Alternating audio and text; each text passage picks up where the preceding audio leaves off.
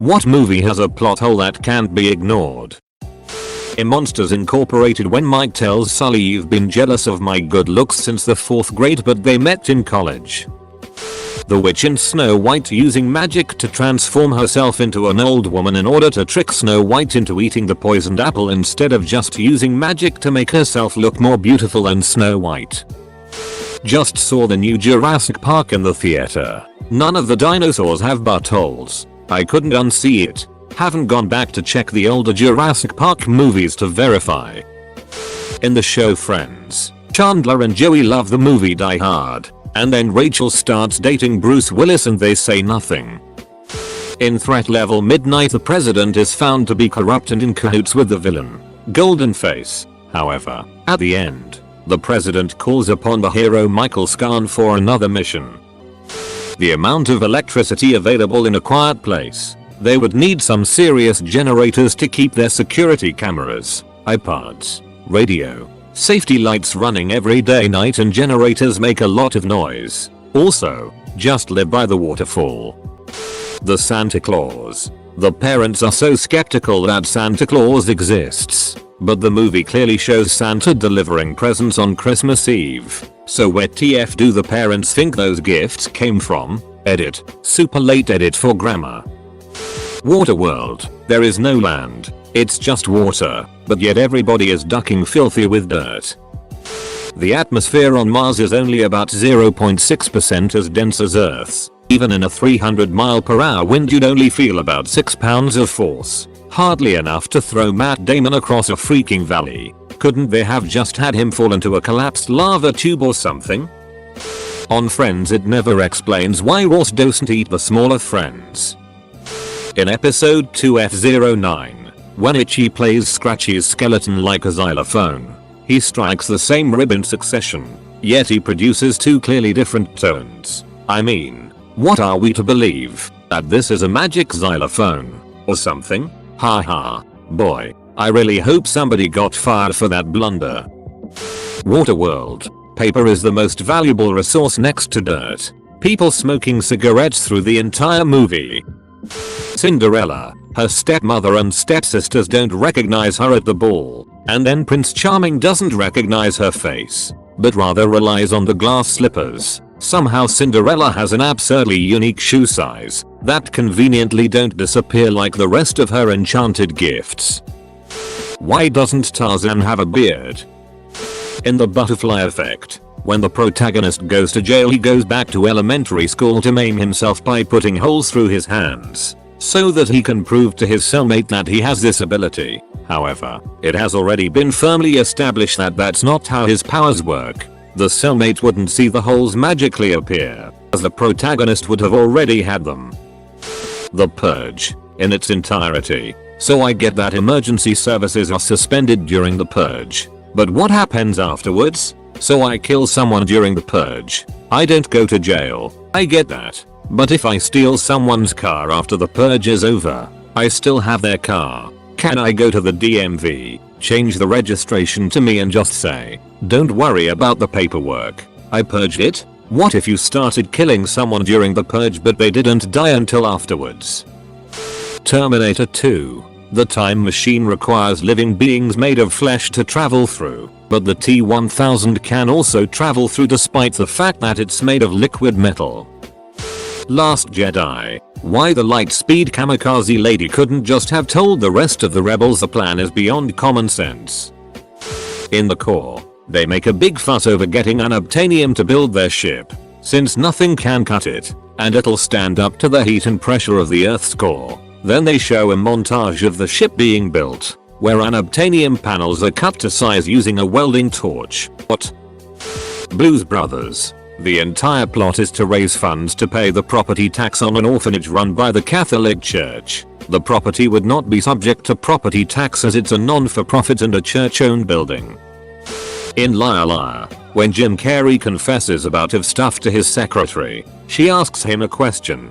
He tells the truth, which pisses her off. Then to keep her from quitting on him as she marches away, he yells to her, "I didn't understand the question," which is a lie. In his chalkboard diagram, Doc says that he and Marty can't go forward in time from the alternate 1985 to get the almanac because they would just end up in an alternate 2015. But if that's the case, then how did Biff bring back the DeLorean to them in the first place after altering history himself in 1955?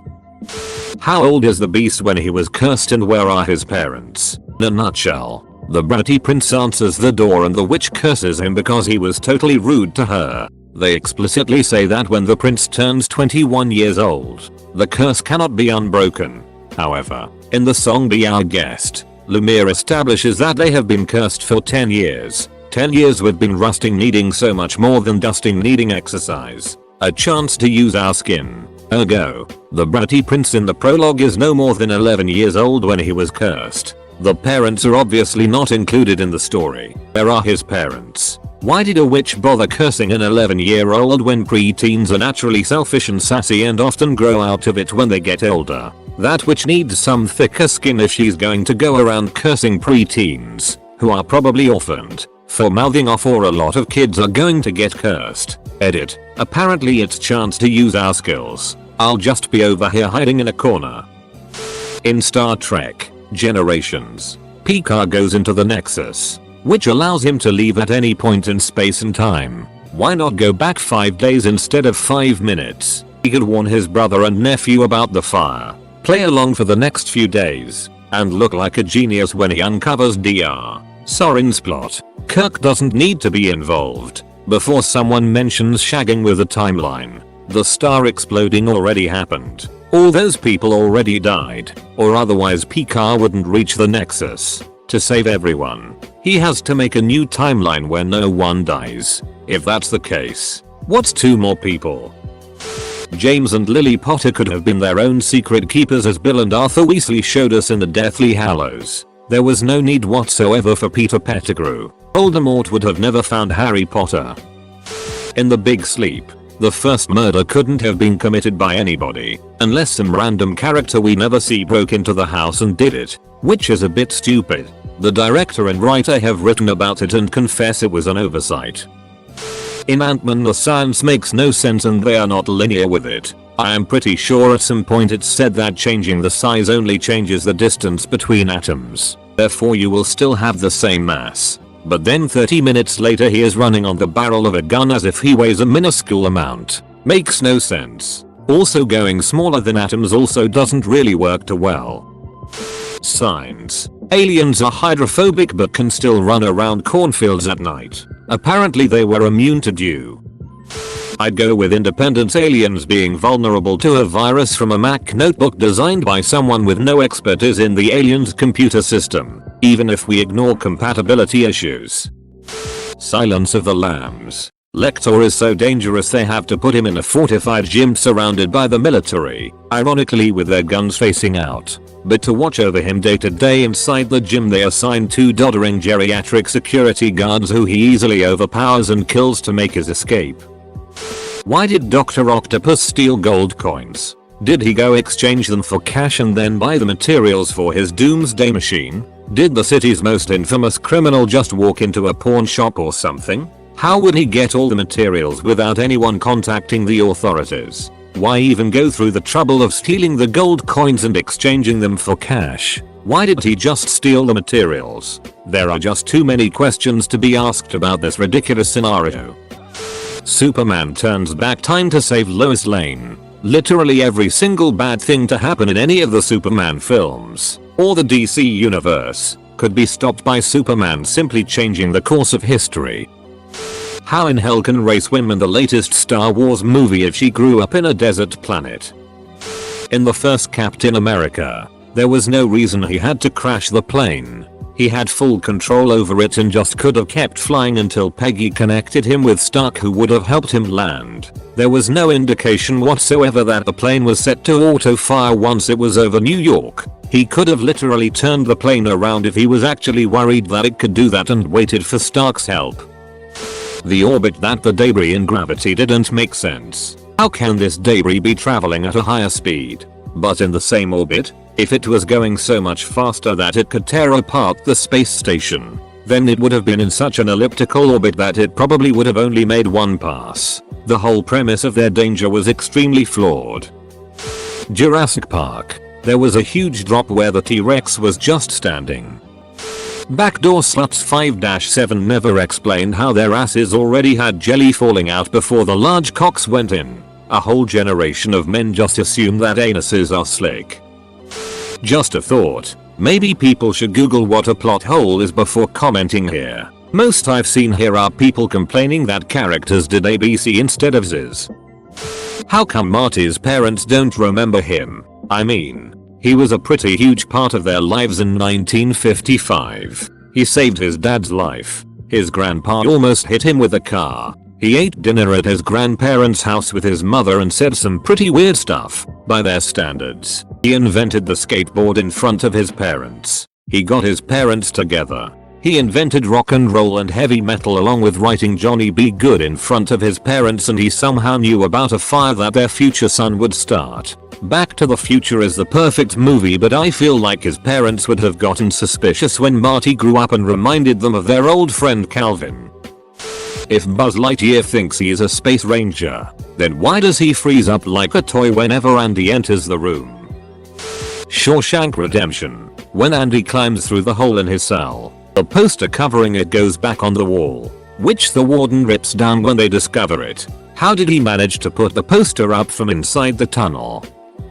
The fact that the Joker in The Dark Knight drives a bus through the bank walls in the middle of broad daylight in heavy traffic, then merging into the school bus lane without anyone noticing, has always bothered me. In the remake of Red Dawn, North Korea invades the US and the US military is nowhere to be found. They explain North Korea invading the US with they got help from China. As for why the US Army isn't anywhere, the explanation is they got hit with a massive EMP so they couldn't really respond. Guns can still fire after an EMP blast, so really where the hell were they? Deep Blue Sea. After 89 minutes they simply escape up a ladder. A ladder that was there all along. Black Panther. When Killmonger shows up after earning the loyalty of the man whose parents were killed by Claw, Black Panther knows that he is the one who helped Claw elude him. Why doesn't he tell his friend? He may have killed him, but he was also working with him and is the reason why I wasn't able to bring him back to you. Harry Potter. Do mothers just not love their kids? Shouldn't children who are impervious to the dark arts be everywhere after the war if all you had to do was die to protect them? How do they have a mosasaur in Jurassic World? I know the science behind it is already crazy, but if they are relying on mosquitoes to get DNA, how did a mosquito fly deep into the ocean, bite an aquatic creature and then fly all the way back to a tree to get stuck in sap? How come the people in Snowpiercer all have different accents even though most of them were born and raised on the same train? Eater. People saying it's to demonstrate class differences. That's completely not true. The two lower class BFF boys have different accents. One guy has an Irish accent despite being an orphan, and no other person has an Irish accent anywhere on the train. In Transformers Dark of the Moon, Sentinel Prime crash lands on the moon in the 60s, already having an old mode of a vehicle that did not exist in that era and having never been to Earth prior. Face Off. Nicolas Cage's John Travolta has sex with John Travolta's wife. She doesn't know what her husband's D looks like. Room too dark? All of a sudden her husband just has a new D? Or did they swap those out completely during the transplant surgery too? Imagine that conversation. We are also going to transplant D's, just in case, right as John Travolta goes under. The end of Back to the Future. Doc Brown shows up and is all like, hurry, Marty, we have to do something about your kids, hurry, we don't have time, you have a freaking time machine. Ocean's 8. Sarah Paulson's character would be arrested immediately. He just started working at Vogue 3 weeks before the event, found the fake necklace, invited the guy they pinned it onto the event in the first place, and disappeared right afterwards to run a criminal warehouse-sized stolen goods operation. I'm actually mad about how bad this detail was. Edit. Sorry team. In my head I confused her with Sarah Polly. In Terminator Genesis, Sarah Connor and Kyle Reese travel from the 80s forward into the future without ever conceiving a child, yet John Connor exists and calls Sarah mother. Ghostbusters 2. Too many skeptics who don't believe in anything these guys are doing when it comes to fighting ghosts or finding slime in the sewers is a major threat to the city when just a few years ago these same guys saved Nick from a giant Stay Puft Marshmallow Man. You'd think they have a lot more credibility. Limitless. Smartest man alive forgets to pay back the money he borrowed from the mob. The boy. You're led to believe this doll is haunted or possessed by a spirit, as it moves when people look away. But at the end of the film it's revealed that the doll is being moved around by a person living in the walls of the house. The problem is this literally makes some scenes in the film impossible. IDK if Mamma Mia has been mentioned yet, but like, the whole problem could have been solved with a single DNA test. And how can you sing about not having money when you own a hotel on a Greek island? Lady.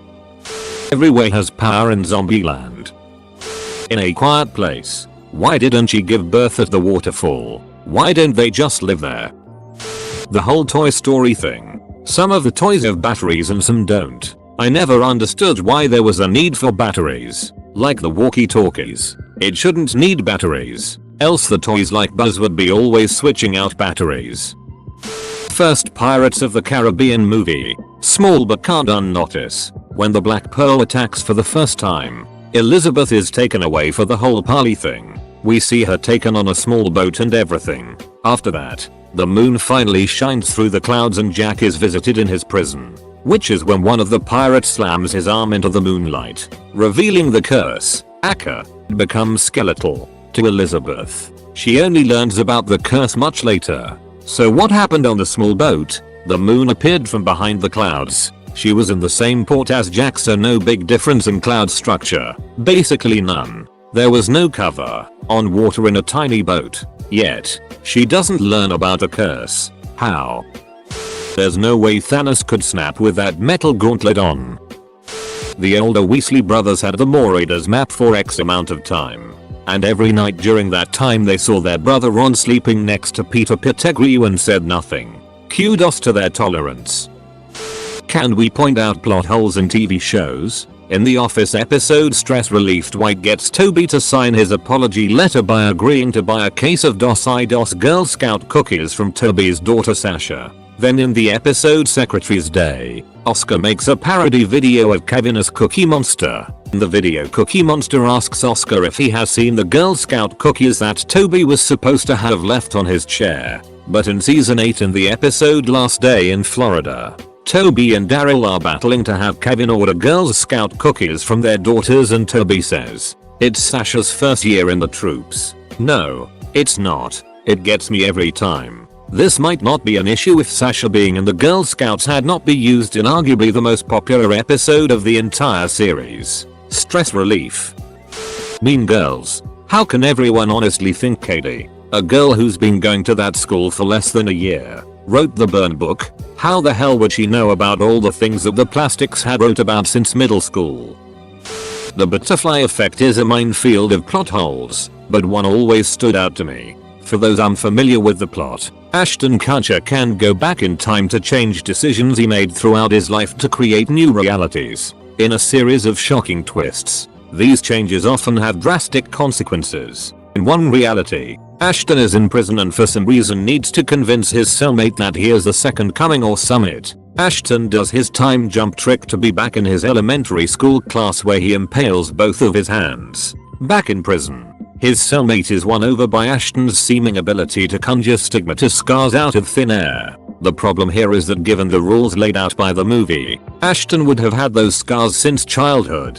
Therefore his scars wouldn't have appeared while in jail. They would have been there all along.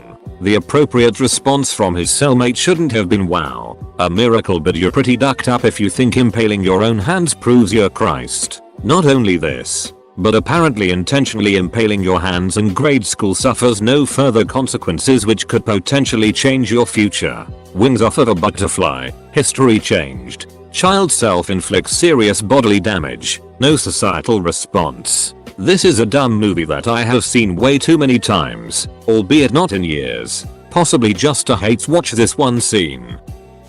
In Shrek 2, when Shrek is captured and imprisoned, the fairy tale creatures at his house see it on TV and come to rescue him. Never mind that he only has until midnight that night and is far far away. It took him days or weeks to get there, based on the beginning of the movie, yet somehow they get there and save him by the end of the night, with time to spare for them to save Fiona.